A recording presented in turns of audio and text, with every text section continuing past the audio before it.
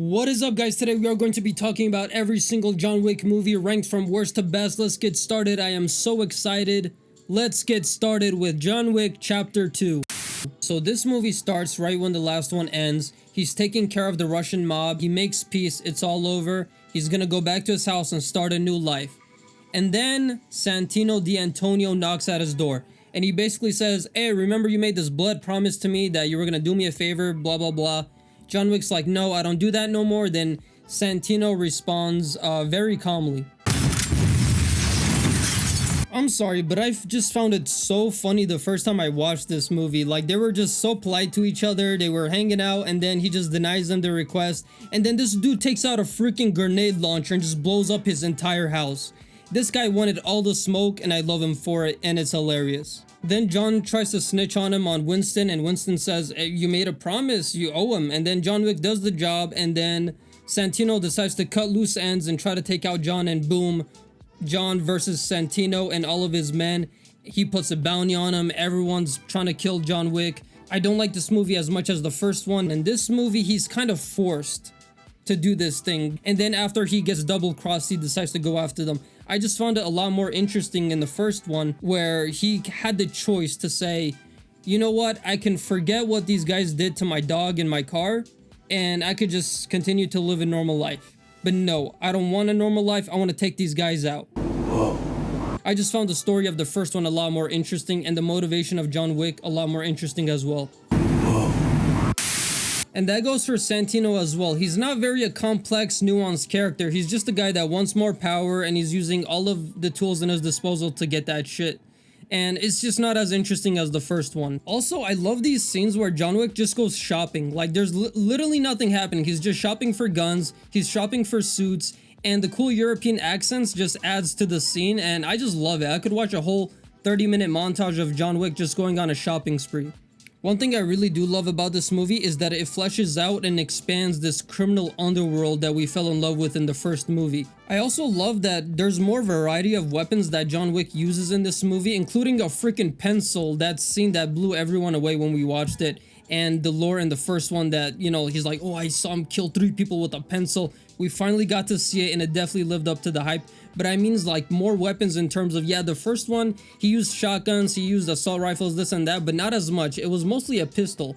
In this movie, there's automatic shotguns, freaking ARs. There's so much cool weapons he uses in this movie.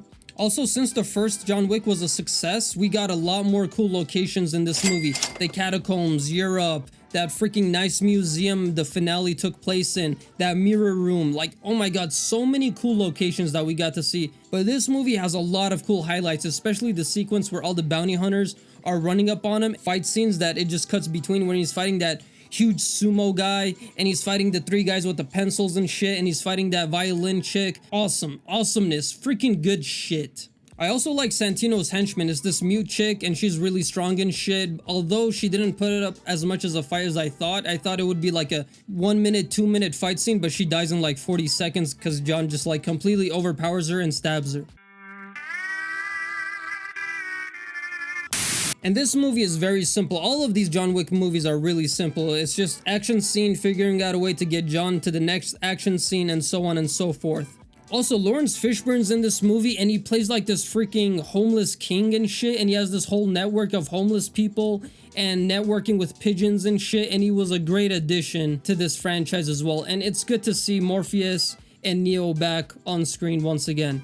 I also love the ending of this movie. You know, he's looking at Santino, he decides, screw it, I'm gonna shoot this guy, he just pissed me off way too much, and he blew up my house with a grenade launcher, because that was way too personal. He shoots him, huge bounty on his head, and then it ends on a cliffhanger with everyone going after John, and it leads directly into part 3, and I will give John Wick Chapter 2 a 7 out of 10. My third favorite John Wick movie is John Wick Chapter 3 Parabellum. Also, side rant, I hate it when franchises have inconsistent titles. The first one is just called John Wick, number 2 is called John Wick Chapter 2, but for some reason this movie is called John Wick Chapter 3 Parabellum, and then number 4 is just called John Wick Chapter 4. They should have just called this movie John Wick Chapter 3, or if they're gonna stick with second titles, give number 2 and 4 a second title as well. Like, just imagine if other franchises did this shit.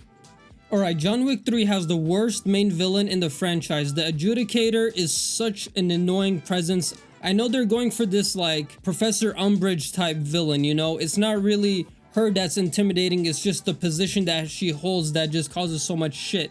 Also, she does this weird thing where she just like looks into people's souls in such a weird, creepy way where it's just so off-putting. Like, are you okay? Like, what is your issue? She's such a lame villain. She doesn't get her hands dirty, and worst of all, there's really no resolution to her character, like ever. And in part 4, she's nowhere to be found. I don't remember a single time where they're like, oh yeah, we took her out, or she's living in Hawaii or some shit. Like, there's no resolution. A freaking villain that annoying should have a proper resolution, whether she gets taken out or she wins or whatever the hell. Preferably she gets taken out by John Wick, but it's super annoying that she left this movie without a single scratch on her.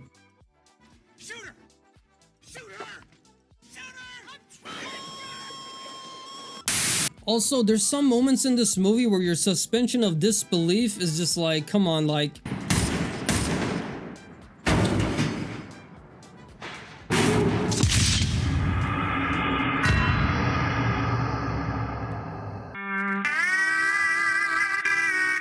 Like, no way he survived that shit. Also, this betrayal from Winston, I thought when it initially happened, I'm like, oh my god, this is gonna be like the biggest part of John Wick 4. I don't know, that plotline where Winston betrayed John Wick just felt abandoned. They're like, yeah, whatever, there's this new guy that we gotta deal with.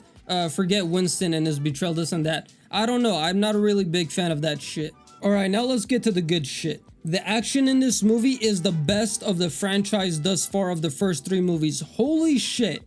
Holy shit, that's all I can say. The fight in the library, the freaking knife fight. Holy shit, especially the finale where he's fighting the ninjas, and especially those fools with the bulletproof armor and shit. Holy Jesus, holy shit. The whole hotel is a battleground now. Like, that's such a cool idea. And they go to Morocco. Also, Halle Berry's in this movie. Like, oh, I really like Halle Berry. And the dogfight scenes, holy shit, like that action sequence was so cool. Also, the variety of action is insane. We got freaking dog combat with Halle Berry and John Wick going beast mode. Halle Berry popping off. We got the hotel shootout with the bulletproof people. Oh my god, one of the best shootouts I've ever seen. We get to see him fighting on motorcycles. We get to see him fighting on a horse. Like, holy shit. Like, this dude kills a guy with a book. Like, oh my god, this movie has some of the best action I've ever seen. Also, that scene where he goes in the desert and Halle Berry just like completely disrespects him. It was such a funny moment and it was just so random. Like, why did she do that? What is your problem? Also, this movie fleshes out John Wick's lore and past, where he goes back to his roots and you see where he kind of trained and stuff. It's really cool stuff. Also, one of the best things about this movie is the main henchman. This guy is so freaking cool. I remember this guy because he was the main villain from The Cradle to the Grave with Jet Li and DMX. I loved that movie as a kid and I remember him. I'm like, oh my god, that guy was in that movie and he's in this movie. Holy shit, this is amazing. And I love the fact that they genuinely are fans of John Wick. You know, there's a price on his head. They're willing to take him out, but they idolize him. And I really love that dynamic. I love this movie and I will give John Wick Chapter 3 Parabellum a 8 out of 10.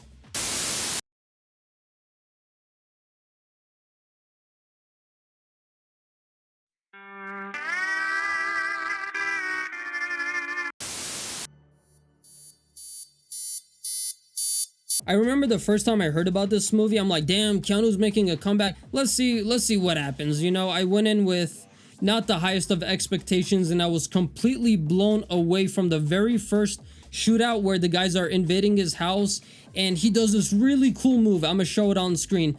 Right when I saw that, I was like, he's back.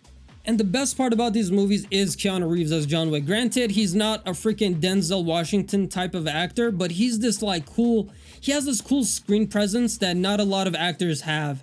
And he sells the action so well. Like, look at the behind the scenes. This guy could literally be a Navy SEAL at this point. And I love the fact that we get introduced to this cool underworld. The cops are in on it. The firefighter, like almost everyone you could think of is in on this freaking criminal underworld. They pay each other with like gold coins and shit. Also, I love the fact that Willem Dafoe's in this movie. And this movie has a very simple plot and that is completely fine. Not every movie needs to have freaking 10,000 plot lines interweaving and shit. Dead wife gifts you a dog. Russian guys come into your house, kill your dog, steal your car, boom, you want revenge. Let's go.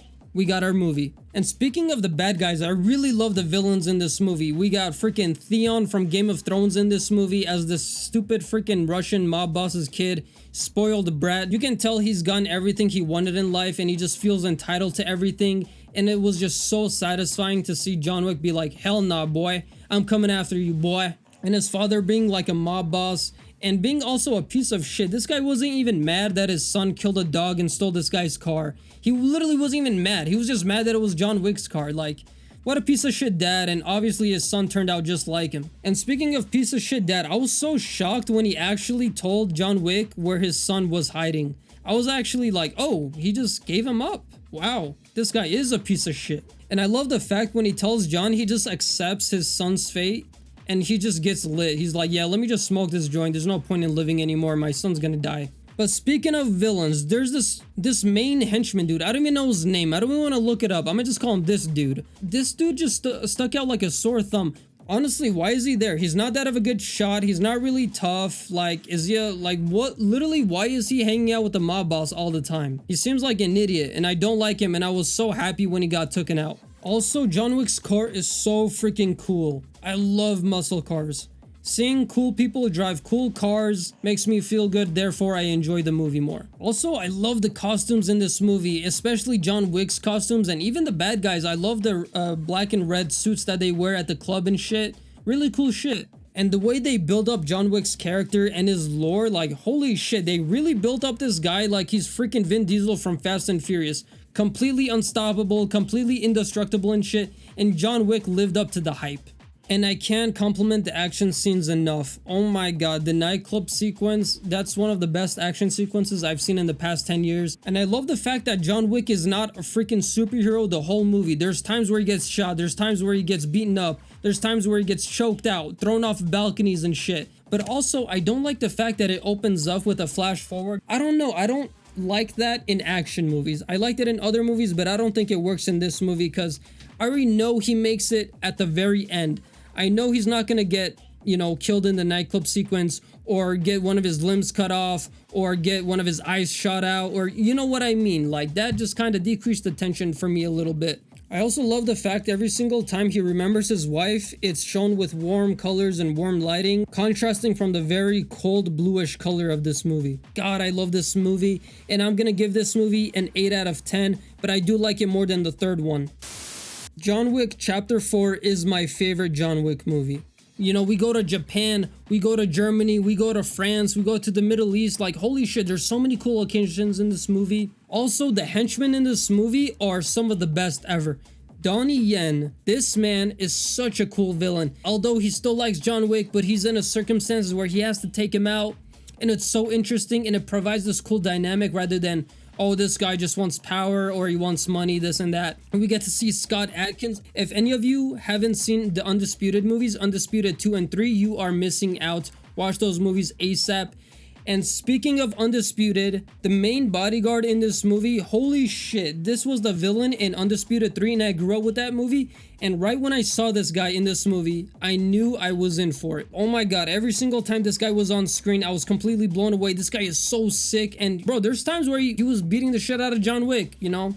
I'm just saying, if there was a fair fight, I don't know who wins, that's all I'm gonna say. But anyways, love that dude, love Donnie Yen, love the guy with the dog. And this is one of the best action movies I've seen in the past 2 decades. And this villain represents like literally the final boss of this whole criminal underworld. And I was so pissed off when he took out Sharon, and rest in peace, Lance Reddick. He was one of the best characters in this movie and an amazing actor. Also, this is the best shot and looking John Wick movie of all of them. Also, the music is amazing in this movie, especially in the Japan action sequence. Although there's some music in the staircase fight that I was like, what the hell? I feel like the director just randomly just went on Spotify, hit random techno music and just put that in there. The conclusion to this movie, the finale, the final 1v1 shootout, the way that sequence ended and the resolution, it literally couldn't have been better. It literally could not have been better.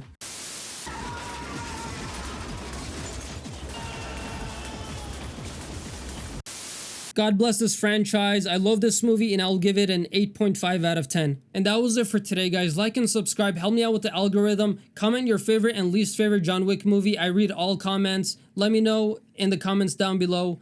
Thank you. God bless you. Bye.